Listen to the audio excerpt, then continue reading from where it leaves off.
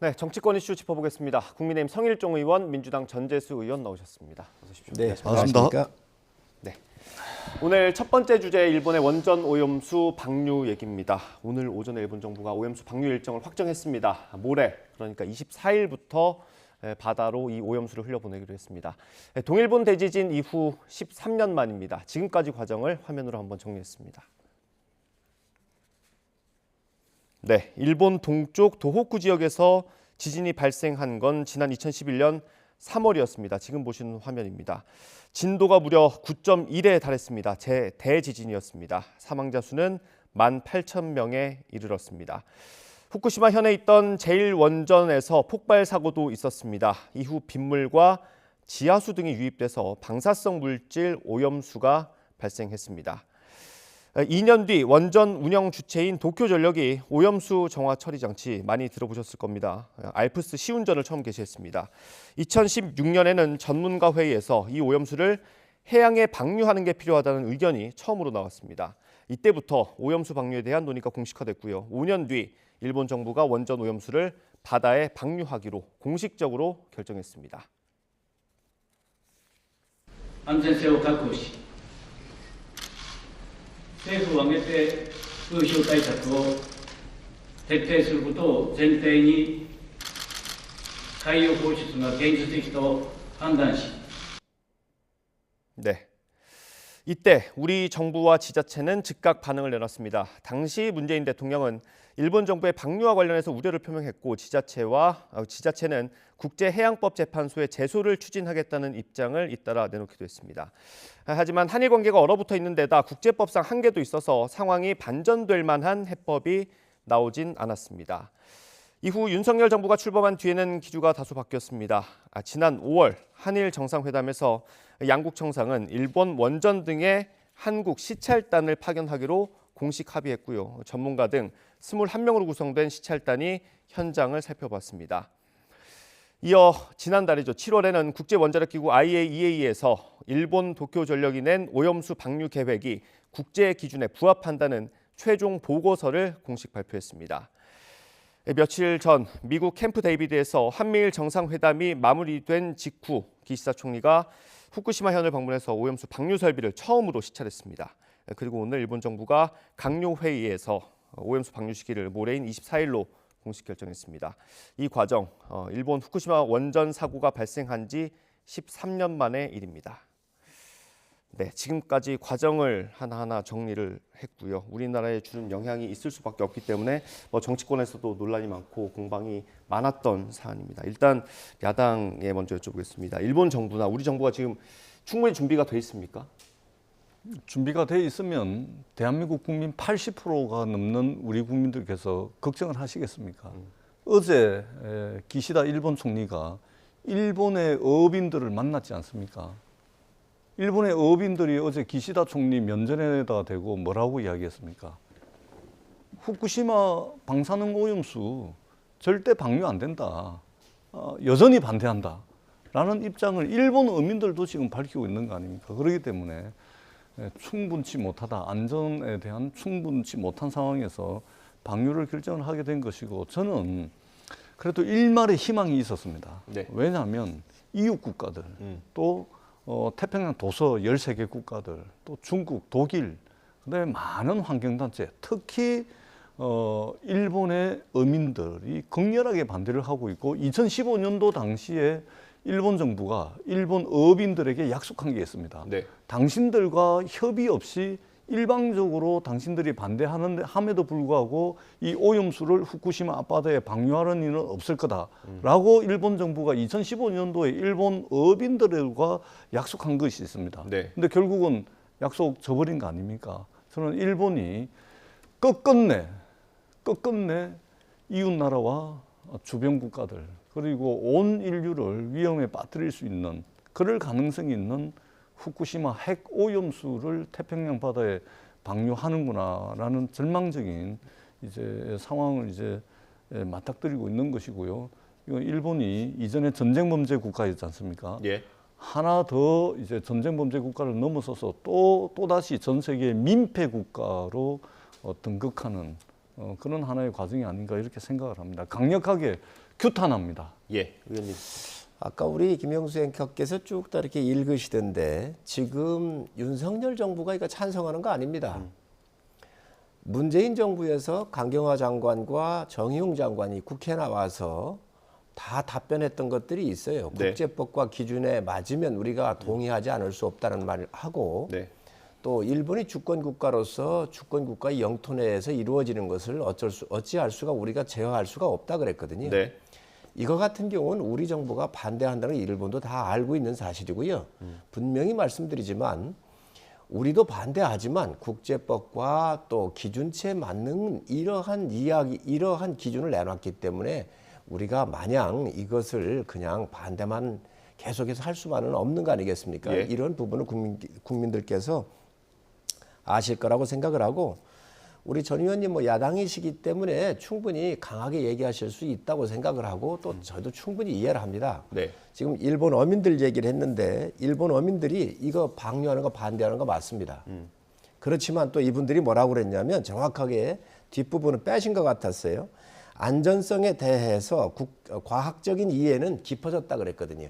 과학적으로는 문제가 없다는 것을 일본 어민도 아는데 이게 생존권과 관련되고 수산물 소비와 관련되는 거 아니겠습니까? 심리적인 불안감. 그렇습니다. 또 보상과 관련되는 거 아니겠습니까? 네. 그렇기 때문에 일본 어민들 당연히 반대를 해야지요. 저는 뭐 당연히 할 거라고 보여지고요. 그렇지만 앞으로 우리가 그럼 어떻게 이 부분에 대해서 대처를 할 거냐가 굉장히 중요한 것이지요. 그래서 앞으로 상시적인 모니터링에 우리의 과학자들이 어떻게 참여할 것인지에 대한 문제, 우리의 수역과 방사능 오염에 대한 혹시 있을지도 모르는 만에 하나 있을지도 모르는 우리 수역에 대한 안전도 그리고 어민 피해가 안 가도록 정부가 어떻게 대처할 것인지 또 비상시에 우리가 어떻게 대응할 것인지 이런 것들에 대해서 우리 정부가 아주 만반의 준비를 갖추고 있다는 말씀 드립니다. 예. 제가 한 말씀만 덧붙이자면 과학 말씀을 정말 자주 하셨잖아요. 국민의힘이 조금 전에 우리 성일종 의원님께서 또 과학 말씀을 하시는데 1986년 4월 달에 소비에트의 연방의 체르노빌 원전 터졌지 않습니까? 사람이 들어가서 직접 막았거든요. 지금 근 40년이 흘렀습니다. 40년이 흘렀음에도 불구하고 체르노빌 반경 30km 안에는 사람이 여전히 출입 금지입니다. 예. 그리고 체르노빌 이 원전 폭발이 자연 생태계와 사람 인체에 미치는 영향은 지금도 데이터를 수집해 가지고 지금도 연구 중입니다. 그렇기 때문에 이 핵이라든지 원자력에 대한 과학은 이미 완성된 과학으로서의 안정성을 보장받는 것이 아니고 네. 여전히 진행 중인 거예요. 여전히 안전에 대해서 과학적 연구가 진행 중인 사안을 가지고서 어떻게 핵오염수가 더더구나 일본이 내일 모레 24일부터 방류를 하게 되면 이게 지금은 계획이 30년 동안 방출을 한다는 겁니다. 30년 동안. 어디서는 40년이라고 이야기하고 근데 하다 보면 50년이 될 수도 있습니다. 아니 30년 동안 40년 동안 방류를 하는데 체르노빌 사례를 통해서 우리가 보듯이 어떻게 과학적 안정성이 100% 보장됐다라고 이야기할 수 있는 과학은 이 세상에 존재하지 않는 것입니다. 과학은 끊임없이 진화하는 거 아니겠습니까? 네. 그렇기 때문에 과학의 맹신으로부터 좀 벗어나야 된다는 말씀을 드리고 또 하나는 일본이 끝끝내 이렇게 방류를 할 줄 알았습니다. 저는. 왜냐하면 전쟁 범죄를 저지르고서도 이웃 국가들에 대해서 단 한 번의 진심 어린 사과를 한 적이 없지 않습니까? 지금도 강제동원 문제, 일본군 위안부 문제, 독도는 자기네 땅이라고 우기고 있고 역사 교과서 왜곡을 맨날 하고 있습니다. 엊그제 8월 15일 날 광복절이었는데 여전히 전쟁 범죄자들을 합사해 놓은 야스쿠니 신사에 일본의 총리는 공물을 갖다 바치고 일본의 정치인과 고위 관료들은 거기 가가지고 머리를 조아리고 있는 일본을 보면서 네. 끝끝내 방류할 거라고 생각을 했습니다. 그런데 일본은 끝끝내 방류를 하더라도 그 상황에서 대한민국이 주권 국가로서 대한민국의 역할을 제대로 해야 될 역할을 했냐. 예. 이 문제는 틀리죠. 국민 80%가 불안해하고 우려하고 있으면 적어도 엊그제 한미일 정상회담에서 그 한일 정상회담을 할 때 예. 우리 국민 80%가 우려하고 있고 가장 최대 현안이었던 후쿠시마 오염수 방류에 대한 우려 정도는 걱정 정도는 일본이 대한민국- 어떻게 하든 그럼요. 우리의 입장을 우리 입장을 밝혀야 되는 거죠. 일본이 끝끝내 방류를 하더라도 그것과 별개로 주권 국가인 대한민국의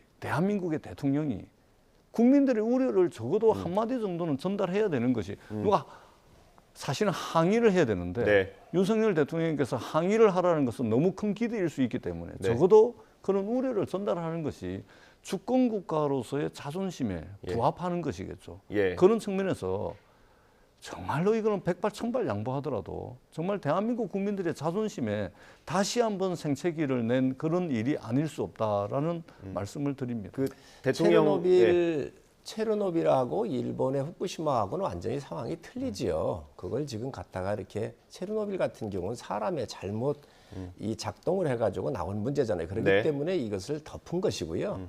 여기에서 나오는 이 문제는 과학적으로 다 처리를 해서 지금 우리 대한민국 기준이나 국제 기준보다도 1000분의 1 이하로 마이크로 단위로 내보내고 있다는 것을 말씀을 드리고 민주당이 못된 고질병이 도졌습니다. 모든 거 그저 뭐 역사 문제에서부터 반일 감정 같다 하잖아요. 네. 그렇게 따지면 중국은 더 합니다. 우리 침공국이에요. 6.25 때 우리한테 침공한 나라예요. 그런 우리 대통령이 중국을 방문했을 때 우리 수행원이 맞아가지고 말이죠. 저 얼굴에 광대뼈가 다 함몰되고 이런 사태가 났었잖아요. 아니 그런 거는 왜 얘기 안 하십니까? 지금 우리 대한민국도 좋은 나라가 됐고 세계적인 강국이 됐습니다. 옛날만 갖고 갈 수는 없잖아요.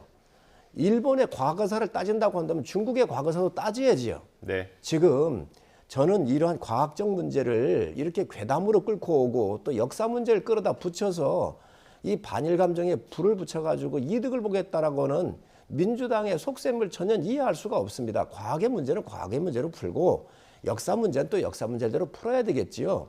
모든 것을 총체적으로 묶어다가 옛날의 민족 감정까지 이렇게 함께 해서 이 과학의 문제를 하는 것은 정말 네. 괴담의 논리가 부족하니 이제 옛날의 역사까지 붙이는 것은 너무 과하다고 생각을 합니다. 알겠습니다. 집권 여당에 예, 의원님, 잠시만요. 저희가 시간을 여기에만 다 할애할 수 없어서 짧게 하나만 더 여쭤보겠습니다. 윤석열 대통령이 그 나토 정상회의 계기로 한일 정상회담을 하지 않았습니까? 그때 세 가지를 제안을 했죠. 방류 점검 과정에 한국 전문가를 참여하게 해달라, 모니터링 정보를 실시간으로 공유하게 해달라, 방사성 물질 농도가 기준을 초과하면 즉각 방류를 중단해달라, 이렇게 세 가지를 제안했는데 이것 중에 지금 확정이 된 게 있습니까? 거의 다 협의가 지금 되고 있고요. 상당 부분 아마 그 합의가 이루어졌을 거고요. 지금 이제 우리 과학자가 파견하는 문제도 지금 현재 정부에서 협의를 하고 있는 거로 알고 예, 있습니다. 알겠습니다. 일단 24일로 결정이 났으니까 우리가 앞으로 어떻게 대응을 해야 될지 그 부분을 좀 말씀해 주시면 좋겠습니다.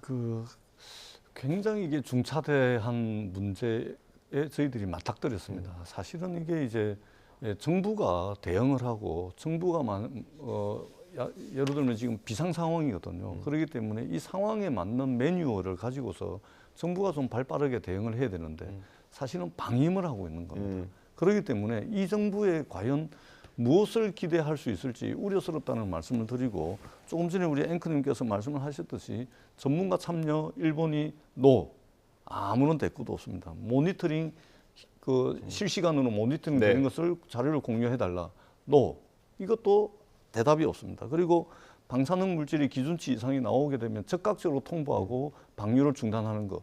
이것도 지금 노입니다. 이게 노인지 아직 협의 중인 건지는 확인이 좀 필요한데. 아니. 내일 모레 24일 날 방류를 합니다. 24일 날 방류를 하는 거예요. 근데 이걸 하려면 있지 않습니까? 전문가 참여하려면 전문가 뽑아가지고 일본에 보내야 되고 그다음에 모니터링 이거 실시간 공유하려면 사전에 실무적인 준비가 다 돼야 됩니다. 예. 근데 24일 날 방류를 하는데 아직까지 답이 없다는 것은 뭉개고 넘어가는 거죠. 뭉개고 넘어가는 것은 명시적으로 반대한다라고 의사표현을 하는 것보다 더 나쁜 겁니다. 더더구나 이것이 누가 우리 뭐 정부 관료 누가 이게 일본에 제안한 것이 아니고 주권 국가인 대한민국 대통령이 제안한 거 아닙니까? 근데 이런 식으로 뭉개고 넘어가요. 대한민국이 지금 이렇게 돼 있다니까요. 일본한데 오히려 피해자인 일본한데 가해자인 일본한데 피해자인 우리가 그냥 계속해서 그냥 당하고 있는 겁니다. 그렇기 때문에 정말로 이 외교를 한일 관계를 어떻게 해 나가시려고 하는지 아니 아 오늘 정말 이게 우려스럽다는 말씀을 예. 드립니다. 아니 오늘따라서 그래도 점잖은 전 의원님이 확인도 안 하고 이렇게 막 얘기를 하시니까 국민들이 분노하고 예. 있는 아니, 거예요. 아니, 잠깐만요. 이거는 분노를 해야 되는 아니, 겁니다. 잠깐만. 함께 분노하셔야 돼요. 분노할 일이 아닙니다. 집권여당 의원이라 뭘 하더라도 함께 분노하자는 거예요, 분노를 전 하셔야 의원님. 된다니까요. 국민의 생명과 아니, 안전에 전이- 직접적인 영향을 네, 미치는 알겠습니다. 거 아닙니까? 아니 그러면 윤석열 정부는 국민의 생명에 대해서 국민 뭐- 80%가 반대합니다. 아니 예. 80% 누구나 내 집 앞에 하수 처리장 가는 것도 싫어합니다. 그걸 그렇게 왜 얘기하시면- 하는 거냐고. 그걸 알겠습니다. 그렇게 얘기하시면 안 싫어하는 되죠. 거예요. 알겠습니다. 지금 잠시만요. 잠시만요. 잠깐만 이제 예, 1분만 의원님. 주세요. 잠시만요. 예, 알겠습니다. 저희가 주제를 아까 말씀드린 것처럼 이것만 할 수 없으니까요. 짧게 듣고 다음 주에 넘어갈게요. 지금 전 의원님께서 확인도 안 하시고 그렇게 무책임하게 얘기를 하시면 정말 국민이 불안해하십니다. 이거는 불안해할 문제가 아니고 과학의 문제잖아요. 괴담의 문제가 아니잖아요. 지금 대한민국 과학자가 파견이 안 돼 있습니까? 상시 모니터링을 안 하고 있습니까? 다 하고 있지 않습니까? 문재인 정부에서 파견한 과학자예요. 그 이제 왜 그러세요? IAEA에 가 있는 IAEA가 참. 추측이 돼서 지금 지금 이걸 하고 있는 도쿄 전력에 거잖아요. 파견하라고 그러니까 지금 아니, IAEA 말씀을 하고 이거는 계세요. 도쿄 전력에 파견할 문제가 IAEA가 주관돼서 하는 거잖아요. 그리고 IAEA가 세계 모든 핵 문제는 예. IAEA가 주관하고 있잖아요. 다 파견해서 하고 있는데 왜 대한민국이 아니 문재인 정부에서 파견했다니까 다 상시적으로 하고 있고 그리고 이런 거 말씀을 하시려면 총리실이나 이런 데 확인해 보시고 얘기를 하셔야 알겠습니다. 돼요. 성일종님. 예. 그렇게 하시면 안 됩니다. 지금. 사실관계를 네. 앞뒤로 아니, 제대로 알고 오세요. 아니, 왜 그러세요? 알겠습니다. 오늘 예, 여기서 마무리할게요. 물타기도 좀 알겠습니다. 적당하게 아니, 물타기가 하십시오. 아니고 우리는 책임 있는 적당하게 얘기예요. 하십시오, 적당하게. 예, 알겠습니다. 집권여당이기 때문에 책임 알겠습니다. 있는 얘기라고요. 예, 알겠습니다. 역시 뜨겁습니다. 일단 오늘 오후에 아마 국무조정실에서 브리핑이 있을 것 같습니다. 그때 이제 윤석열 대통령이 제안한 게 어느 정도 수용이 됐는지, 일본 정부의 반응이 어땠는지 그거는 오후에 다시 한번 확인할 수 있을 것 같고요. 매일 3시에 지금 예. 국무조정실에서 하고 있죠. 기자들하고 다 국민하고 소통하고 있습니다. 그리고 예. 그런 걸 안 보시고 나오시기 때문에 이렇게 말씀을 하시는 거예요. 적당하게 하십시오. 적당하게. 알겠습니다. 주제 넘어가겠습니다. 제가 확인하고 예. 나왔습니다. 확인하고 해병대 얘기를 좀 해보겠습니다. 어제 국방위원회가 있었고요. 법사위에서도 이 관련 내용들이 나왔는데 저희가 이 내용을 좀 요약을 해서 영상으로 만들어봤습니다. 함께 보고 대담 이어가겠습니다.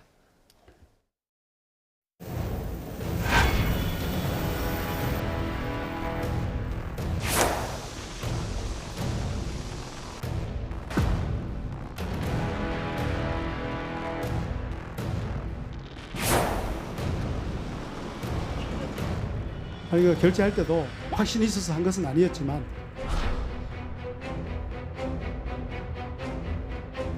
그 변명처럼 들리실지 모르겠지만 변명하시는 거잖아요. 그 전날 조금 의아하게 생각했던 부분이 다음 날 다시 그럼 장관이 결제하는 모든 게 이 이후로는 다 허당이 돼요. 그런데 그 제가 한 건 그 번복했다고 해서 모든 것이 다 허당이 되는 건 아니라고 봅니다. 김의겸 의원이 질의한 내용입니다. 수사 기록이 유출이 된 것입니다. 법적으로 조치할 부분 확인해서 필요하다면 하겠습니다.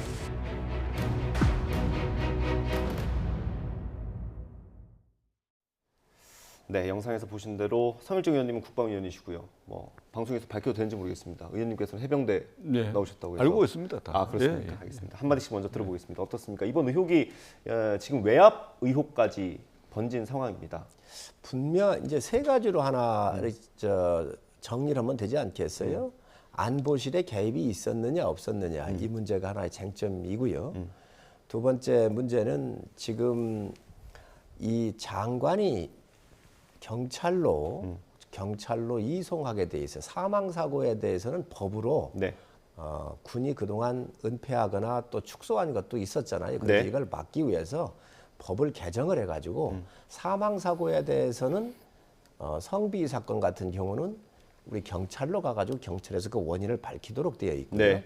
또 세 번째로는 이 수사단장이 말이 굉장히 오락가락합니다. 그렇기 때문에 이거에 대한 신뢰성 문제 세 가지로 정리할 수가 있을 텐데 네. 이 사건에 대해서는 국민들께서 또 유족도 다 이미 보고를 받으셨고 은폐하고 이럴 상황이 아닙니다. 단지 가장 중심에 있는 이 문제는 이제 장관의 명령을 내렸는데 수사단장이 이걸 이행을 안 한 거란 말이죠. 그렇기 네. 때문에 이게 이제 항명에 대한 문제가 이제 불거져서 이런 문제가 있는데 이 부분에 대해서는 절대로 군이 조금도 감추거나 또 축소할 의지가 없습니다. 네. 반드시 국민들한테 명확하게 밝힐 것이고 또 그렇게 지금 진행되고 있다고 말씀드릴 수가 네, 있습니다. 의원님. 네, 우리 성일종 의원님께서는 국회 국방위에 계시지만 저는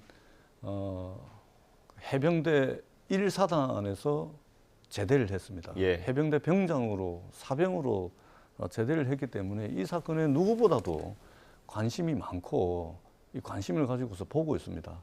근데 제가 백발, 천발, 만발 양보하더라도 이 지금 벌어지고 있는 이 일들은 기가 막히고 상식선에서 이해를 할 수 없는 일들이 너무나 많이 벌어지고 있습니다.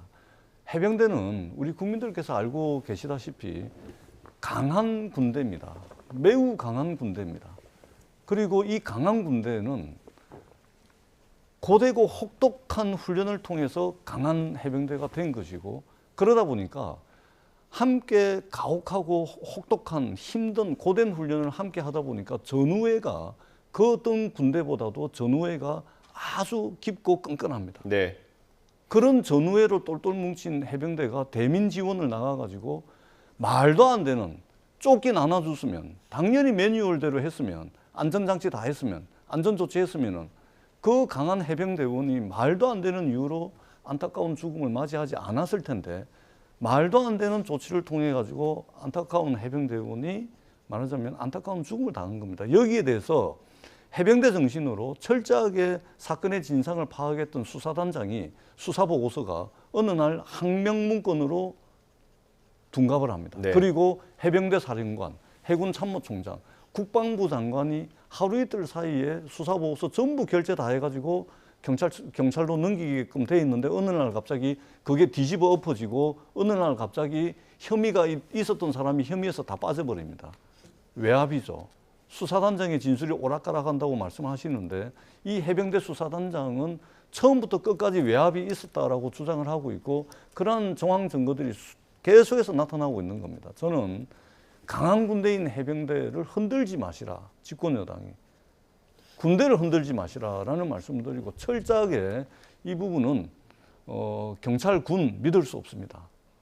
특검을 통해 가지고 이 최수건 상병의 억울한 죽음을 반드시 밝혀내고 강한 군대 해병대를 흔들지 말고 흔들려고 하는 이 외압 세력들을 철저하게 발본색원해 가지고 대한민국의 군대를 지켜야 된다라는 말씀을 정말 제가 강력하게 드리고 싶습니다. 이 부분은 어떤 문제가 있냐면 해병대가 지원 부대예요. 네. 수해가 나가니까 지원을 나갔었고요. 네. 작전을 했던 부대는 54단이에요. 예. 그러니까 지원병을 받아가지고 54단 사단장이 이 작전을 지휘한 것이지요. 네. 그러니까 해병대의 그 사단장하고는 조금 작전상에서는 멀어져 있는 부분이란 말이죠. 이러한 부분들을 국방부 장관께서 아차했던 것 같아요. 그러다가 보니까 이게 과연 8명을 다 적시를 했는데 업무상 과실치사로 적시를 했는데 이게 업무상 과실치사가 맞는지에 대한 조사 보고서에 사인한 예. 거는 조사 보고서 사인하고 나니까 이 생각이 났던 거예요. 그래서 30일 날 사인을 하고 31일 날 해외 출장 가기 전에 이거에 대해서 경찰로 이송하는 걸 중지를 하라는 거잖아요. 네. 그런데 그 말을 안 듣고 그냥 이걸 진행을 했던 것이죠. 그런 와중에서 왜 명령이 이렇게 침투가 안 되고 군은 사인을 했더라도 명령을 하면 곧 그게 명령 자체가 바로 문서 효력을 갖는 똑같은 효과가 있습니다. 그렇기 때문에 이번 이 부분은 아주 명확하게 수사를 해서 예. 저는 아주 처벌해야 한다고 생각을 하고요. 여긴 지휘 고하를 막론하고 해병 사령관에서부터 사단장에 이르기까지 모든 사람 저는 아주 엄격한 그런 조사가 수사가 이루어져야 한다고 생각을 하고요. 학령에 대한 부분을 말씀하시는 거예요. 그게 지금 핵심입니다. 그렇게 하고 지금 특검 얘기를 하셨는데 국가는 다 시스템이 있는 거예요. 네. 그 국가의 제도와 시스템 내에서 하고 그게 부족할 때는 우리가 특검을 갈 수 있는 것이지 이 아주 순직한 거잖아요. 젊은 우리 해병대원이잖아요. 이런 예. 것들이 정치적으로 이렇게 많이 악용이 돼서는 안 되겠다고 생각을 합니다. 예. 이 국민들께서 염려하시는 부분이기 때문에 또 이 부분은 아주 엄정하게 할 것이고 네. 또 그 지휘 고하를 막론하고 문제가 있으면 그 책임을 묻게 될 것입니다. 그 여야가 지금 초점을 맞추고 있는 데가 달라요. 그러니까 여당에서는 학명 부분에 지금 방점을 두고 있고 야당에서는 외압에 방점을 두고 있는 거 아닙니까? 학명에 대해서 수사를 해야 한다고 하는데 그 부분 어떻게 보십니까? 참 기가 찰 노릇이죠. 저 박정훈 대령입니다. 수사단장, 예, 대령. 박정훈 대령 뭐 텔레비나 언론 보도를 통해서 쭉 보셨겠지만 한 해병대답지 않습니까? 우직해 보이지 않습니까? 저분이 특히 군인들은요, 한 입으로 두 마디 하지 않습니다. 오로지 상명하복, 명령에 의해서 그리고 명예와 전우애를 통해 가지고 죽고 사는 사람들이기 때문에 어떤 정치적 고려, 정무적 고려 이게 있을 수도 없고 더더구나 박정훈 대령의 저는 이제 비친 모습을 통해 가지고 저희들이 확인을 할 수 있는 것이죠. 자, 조금 전에 우리 성일종 의원님께서 국방부 장관이 느닷없이 착오가 있었다. 그리고 그 착오가 생각이 나가지고 보류시켰다. 지금 이 말씀인데 있잖아요. 천만에요. 이게 아니고. 잠시만요. 이게 이 해병대 수사단장의 문건이 국방부 장관으로 바로 간 것이 아니고요. 군 정식 보고 계통에 따라 가지고 지휘 체계 쭉 과정과 절차를 거친 겁니다. 그러니까 국방부 장관만 보고받은 것이 아니고 수사단장을 통해 가지고 해병대 사령관에게 갑니다. 해병대 사령관이 이 수사보고서를 대충 보고 결재했겠습니까? 뭐 빠진 거 없는지, 잘못된 거 없는지, 과잉 뭐 수사한 것은 없는지 꼼꼼히 보고 난 뒤에 결재를 한 겁니다. 그러고 난 뒤에 지휘 계통을 거쳐서 해군 참모총장에게 갑니다. 네. 그것도 대면 보고를 합니다. 대면 보고를. 해군 참모총장이 또 쭉 봅니다. 수사 제대로 했네. 그래가지고 이게 또 국방부 장관으로 갑니다. 그러니까 이 절차와 과정을 거쳐가지고 뭐가 누락이 되고 뭐가 법 적용이 잘못되고 누가 처벌 안 받아야 될 사람이 들어가고 이럴 수가 없는 거예요. 이미 밑에서부터 쫙 검토가 다 돼가지고 최종적으로 국방부 장관에게 가고 그리고 국방부 장관이 박정훈 대령에게 수사 참 꼼꼼하게 잘했다. 어깨를 두드려 줬지 않습니까? 수사 잘했다고 칭찬을 했지 않습니까? 근데 이게 갑자기 스톱, 사람 빼 해가지고 이렇게 넘어간 거예요. 지금 여의도에서는 아마 국민의힘 우리 성일종 의원님도 좀 난처할 겁니다. 여의도에서는 누구 작품이다 하는 것이 이미 쫙 돌고 있습니다. 누가 외압을 행사했는지 쫙 돌고 있습니다. 이거 있지 않습니까? 금방 드러나게 됩니다. 이전에 공군 부사관 사망 사건 은폐했다가 네. 바로 드러나가지고 난리가 났지 않습니까? 이거 그 집권 여당의 의원님들도 되게 이제 이거 이렇게 해서 되겠냐 이런 문제의식을 가진 분들이 많은데 이미 소문이 돌고 있기 때문에 이것은 이 정부에 맡길 수가 없습니다. 중립적인 특검을 통한 수사를 통해서 밝혀져야 된다는 정 말씀을 의원님께서 드립니다. 지금 여러 가지 얘기를 하셨는데 공군 부사관 같은 경우는 군 경찰에서 처음부터 제때 수사를 하라고 감췄던 것이고요. 예. 이거는 수사를 해서 유족한테까지 가서 다 설명을 드린 사항입니다. 그런데 8명에 대해서 과실치사가 있는데 그 부분에 대해서 다 적용하려고 하니 현장에 없었던 사람도 있고 여러 가지 문제점이 있어요. 네. 지금 체계별로 해군 총장까지 사인한 건 맞습니다. 네. 그분들이 사인하면서 못 찾아냈던 부분들을 장관도 사인하고 그 이후에 떠오른 거예요. 그러다 보니까 이 문제가 나온 것이고 또 지금 이 수사단장이 차관이 문자를 보낸 것을 문자를 보여줬다 그랬어요. 네. 해병대 사령관이 단장이 누군가로부터 그 문자가 온 걸 봤다고 했죠. 차관한테 예. 받았다. 그런데 이 차관의 문자를 본인한테 보여줬다 그랬거든요. 다음에 가가지고 또 말을 어떻게 하냐면 읽어줬다 그랬어요. 자꾸 바뀝니다. 그래서 차관이 다 이 자기 폰을 다 포렌식에서 보였어요. 네. 그리고 해병대 사령관이 쓰는 업무 폰하고 개인 폰까지 다 얘기를 했다고요. 없거든요. 그렇기 때문에 지금 이런 문제에 있어서 이 수사단장이 지금 문제가 있는 것이지요. 네. 어찌됐든 제가 볼 때는 해병대 사령관과 수사단장 사이에 여러 가지 이야기가 오고 간 것 같은데 네. 장관의 명령을 명확하게 했는데 명령으로 먹고 사는 군이 바로 이런 부분들이 의해서 이런 혼란 상황이 왔다고 한다고 한다면 그에 대한 책임을 그 누구도 면할 수 없다라고 하는 것이지. 알겠습니다. 일단 해병대원이 사망한 지 순직한 지 벌써 한 달이 넘었습니다. 제가 짧게 한 말씀만 좀 드리면 안 될까요? 그럴까요? 예, 죄송합니다. 정말 예. 짧게 예, 예. 부탁드립니다. 그 최수건 해병대원을 단순한 부하 사병으로 보는 것이 아니고 전쟁터에서 함께 목숨 걸고 싸워야 될 전우로 본다면 저는 군이 이런 식으로 처리하면 안 된다고 생각을 합니다. 함께 전우라고 같은 전우, 함께 싸울 전우라고 생각한다면 저는 국방부가 책임질 사람 제대로 책임지고 밝히는 데 동참을 해야 된다는 말씀을 마지막으로 드리도록 알겠습니다. 전 의원님 정확한 포인트를 알고 가셔야 됩니다. 이 안타까운 우리 해병의 죽음에 대해서 원인이나 이런 거를 묻으려고 하는 게 아니에요. 네. 지금 이 과정에 있었을 때의 장관의 명령에 대해서 항명한 부분을 따지는 것이지 유족한테도 수사단장이 가서 사전에 설명을 다 했다니까요. 네. 그래서 그 마치 이 사망 사고에 대한 원인을 묻으려는 것처럼 그렇게 얘기하시면 안 됩니다. 알겠습니다, 이거는 의원님. 예. 아니, 지금 장관이 불거진 거는 아니- 지금 불거지는 아니. 분명한 것은 장관의 명령에 대해서 항명이 있었느냐 없었느냐, 알겠습니다. 외압이 있었느냐 없었느냐 이 두 가지지 예. 원인에 대해서는 다 유족도 알고 계신 겁니다. 지금. 알겠습니다. 어떻든 마치 수사 결과가 이 원인을 예. 자꾸 덮으려고 하는 것처럼 민주당이 얘기하는 것은 잘못된 거라는 아니 거죠. 국방부 알겠습니다. 장관이 예, 수사를 알겠습니다. 잘했다고 박정훈 대령 어깨를 토닥여 줬는데 그러한 수사 조사입니다, 보고서가 조사. 어느 날 갑자기 조사. 알겠습니다. 항명이 예, 돼버린 여기서 거예요. 마무리하겠습니다. 황당한 예, 일이죠. 알겠습니다. 어떻든 제가 말씀드리려고 했던 건 해병대원이 순직한 지 벌써 한 달이 넘었는데 결과가 안 나온 건 맞는 상황입니다. 그러니까 어떻든 유족들이 그 결과 정확한 결과를 기다리고 있을 것 같습니다. 여러 논란이 있긴 하지만 빨리 마무리됐으면 좋겠고요. 마지막 주제 2분밖에 안 남아서요. 짧게 한마디씩만 듣고 마무리해야 될 것 같습니다. 원래 윤리특위 소위가 오늘 회의가 잡혀 있었고요. 11시에 회의를 열었는데 거기서 이제 김남국 의원에 대한 징계안이 표결이 있을 걸로 예상이 됐어요. 근데 오늘 오전에 김남국 의원이 갑자기 불출마를 선언하면서 민주당에서 표결을 좀 미루자라고 제안을 한 모양입니다. 그래서 오후에 회의를 다시 열기로 했다는 거예요. 이 부분은 어떻게 보십니까? 이게 참작할 만한 사유가 되는 건지 그거에 대한 쟁점이 있는 것 같습니다. 참 김남국 의원 가지가지하고 구질구질합니다. 이렇게 안 하셨으면 좋겠습니다. 본인이 라면 먹으면서 후원금 받았지 않습니까? 구멍 뚫린 운동화 신고 다니지 않았습니까? 본인 정당하고 아무 문제 없다. 모든 걸 다 걸겠다고 그러지 않았습니까? 그리고 본인이 자료 안 냈잖아요. 예.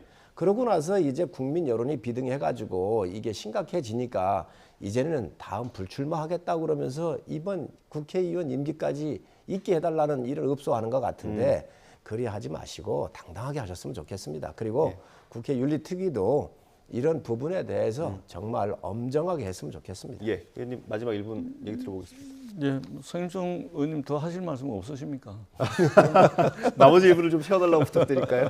뭐 의원님께서 이거는 불리한 주제니까 저한테 시간 많이 주고 싶은가 봐요. 저 총선 불출마하고 총선 불출마한다는 것은 고려 사항이 되지 않을 겁니다. 예. 고려 없이 윤리특별위원회 소위원회에서 표결을 통해서 아마 결정이 내려질 것이라고 생각을 하고 예. 다만 이제 기존의 여야 국회의원 39명, 무려 39명씩 해가지고 어떤 분은 뭐 국회의원의 품위 유지 위반, 명예를 실추시킨 것, 그다음에 여러 가지 뭐 의혹 사건들 등등 해가지고 윤리특별위원회에 제소가 되어 있습니다. 이 39명, 김남국 의원 이번 참여하는 김에 네. 이 부분도 좀 들여봐가지고 어떤 우리 그 윤리특별위원회가 제 역할을 좀 다 하는 그런 계기가 됐으면 좋겠다라는 말씀을 드리겠습니다. 네, 알겠습니다. 오후에 회의가 아마 다시 시작이 될 수도 있고 뭐 안 될 수도 있을 것 같은데 한번 지켜보시면 좋을 것 같습니다. 오늘 말씀 여기까지 듣겠습니다. 국민의힘 성일종 의원, 민주당 전재수 의원과 함께했습니다. 감사합니다. 고생하셨습니다. 고맙습니다.